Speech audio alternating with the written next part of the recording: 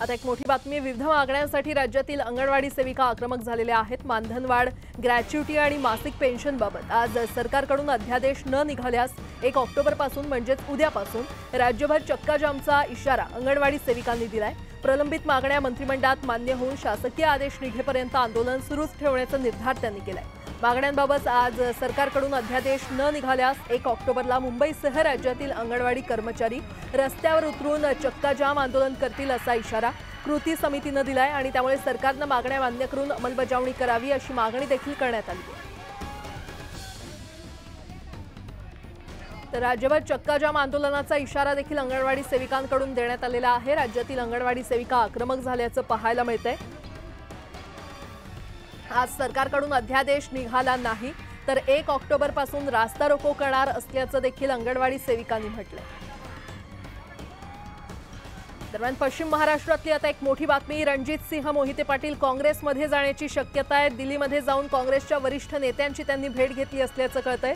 माढा विधानसभा लढवण्याबाबत चाचपणी सुरू आहे आणि राज्यातील काँग्रेस नेते उद्या अकलूजमध्ये दरम्यान उद्या चर्चा होण्याची देखील शक्यता आहे। जर माढा काँग्रेसला सोडली तर रणजितसिंह मोहितेंचा तिथे विचार होऊ शकतो असं देखील कळतंय। त्यामुळे आता रणजितसिंह हे काँग्रेसच्या वाटेवर आहेत का अशी चर्चा आता सुरू झालेली आहे। ते सध्या काँग्रेसमध्ये जाण्याची शक्यता वर्तवण्यात येते। मेळघाटमधील धारणीजवळ दिया फाट्यावर नागरिकांनी चक्काजाम आंदोलन सुरू केलं। यावेळी मेळघाटातील भोकरबर्डी ते अमरावती हा मार्ग राष्ट्रीय महामार्ग म्हणून घोषित करण्याची मागणी त्यांनी केली।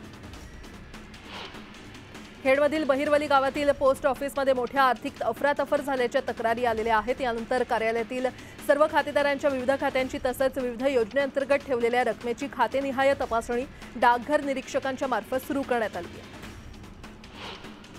गावखेडी अधिक सक्षम व्हावीत यासाठी केंद्र शासनाकडून वित्त आयोगाच्या माध्यमातून दरवर्षी कोट्यवधींचा निधी उपलब्ध करून दिला जातो। मात्र मार्च 2022 पासून जळगावातील जिल्हा परिषद आणि पंचायत समितीत प्रशासक राज असल्याने अनुदान थकलेलं आहे। शिरूरमध्ये घराच्या पत्रावर गेलेला बॉल काढणं एका 12 वर्षाच्या मुलाच्या जीवावर बेतलंय। विजेच्या धक्क्यानं त्या चिमुकल्याचा मृत्यू झालाय। हर्षल पिंगळे असं त्या मुलाचं नाव आहे। शालेय शिक्षण घेणाऱ्या मुलांच्या सुरक्षेसाठी समिती स्थापन करण्यात आल्याची माहिती दीपक केसरकर यांनी दिलेली आहे। या समितीचा अंतरिम अहवाल देखील प्राप्त झाला असल्याचं शालेय शिक्षण मंत्री दीपक केसरकर यांनी स्पष्ट केलं। राज्यातील पूर्व प्राथमिक वर्गातील बालकांच्या शिक्षणासंदर्भात राज्य शासनाने धोरण तयार केलंय। पूर्व प्राथमिक वर्गासाठी किती शैक्षणिक शुल्क आकारावे याबाबत समिती स्थापन करण्यात आल्याचं मंत्री दीपक केसरकर यांनी सांगितलं।